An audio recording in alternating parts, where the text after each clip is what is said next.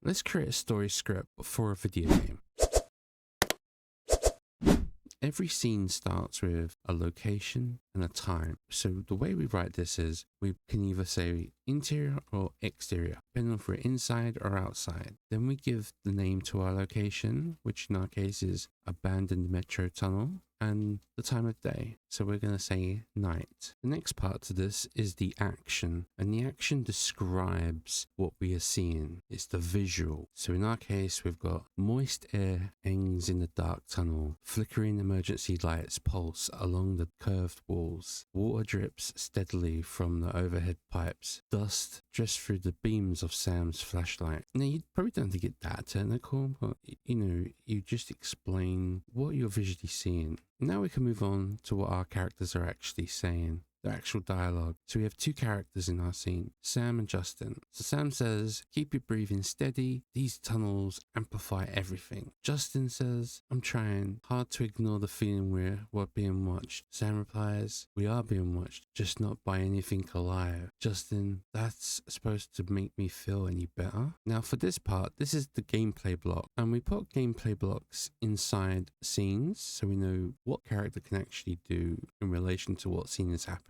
So you'll notice we have this tag here called exploration. We could have other tags. We could have stealth. We could have fight scene, whatever the gameplay will be doing in this scene. So let's read on. The player moves through the metro tunnel towards the objective marker. Deeper in the dark, rusted maintenance doors line the walls. Environmental storytelling reveals scattered belongings, a child's backpack, an evacuation message, and a blood-smeared map pinned to a pillar. Then we have our dialogue from our characters. So we have Sam. "Someone tried to barricade this section. Didn't work." Justin, "Look at the scorch marks. Something burned through this tunnel." So next to names, you'll see OS. This is for off-screen, meaning we can't see the character, but they're in the same room. We could also have a VO, which is for voiceover, where we're in a scene, but the character's not at the scene, but there's a voiceover happening. We could also put radio, intercom, depending on where the voice is coming from, and we'll look at that more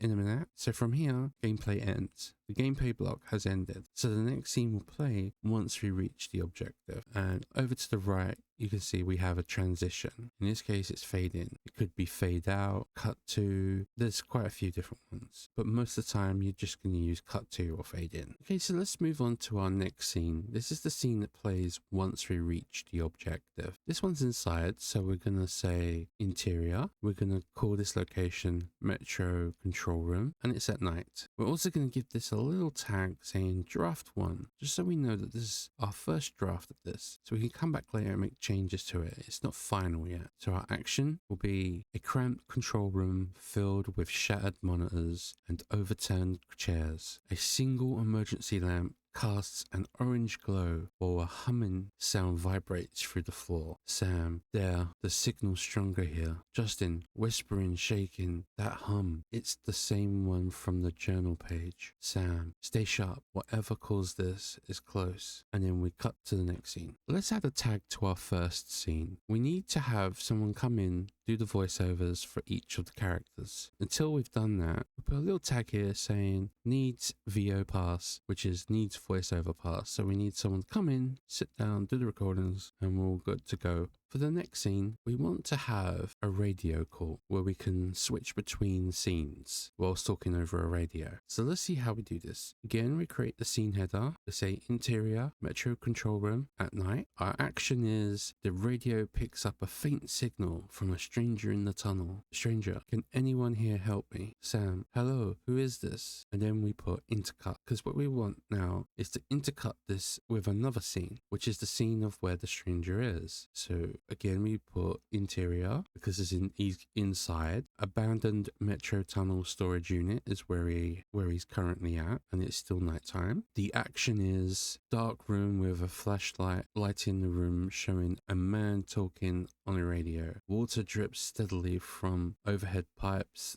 Dust particles drift through the flashlight. Then the stranger says, "Thank God, I'm trapped in a storage unit." Sam, "Where in the metro tunnels are you?" Stranger, "East side, basement level. Sam, sit tight, stay quiet, we will be there soon. Transition, cut to. So the important part of this is the intercut with, so you say the scene of where the other person is, and then you can just keep talking normally without having to keep changing the scenes. So with collectibles, we have a few different types. We got a handwritten note, we've got an audio log, a child's drawing, and a torn journal page. And how we go about this is with the handwritten note, we mark it as a draft 1 because this is our first early draft of it. We give it an action, and inside the action we usually say what it looks like and where you can find it. So in this case it's found at relay station maintenance room, pinned to a corkboard, and we say what it looks like. It looks like a handwritten note with a ballpoint pen on graph paper with water stained edges. And then we go in detail what is actually written inside the handwritten note, and then we have whatever the character says afterwards. So after they've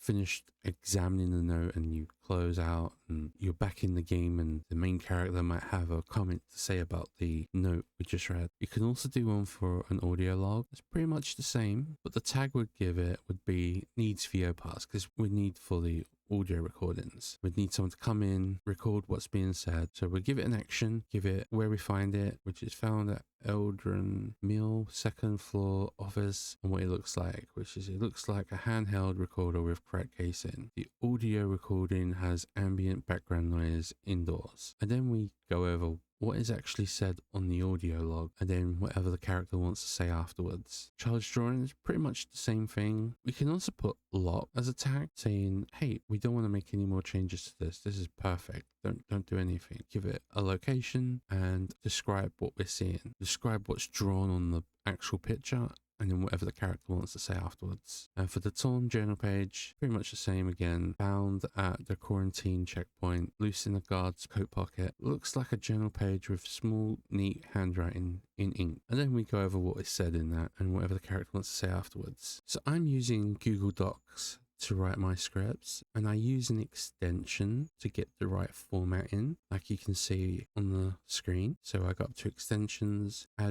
to add-ons, get add-ons, and I usually get Screenplay editor, script formatter for docs. And once you've added it, it'll show up here, and you just click open sidebar, and in here this is what you get. You'll see these buttons here, and you got scene heading, action, character, dialogue, and transitions. So this is basically the scene heading. This would be an action. These would be our characters.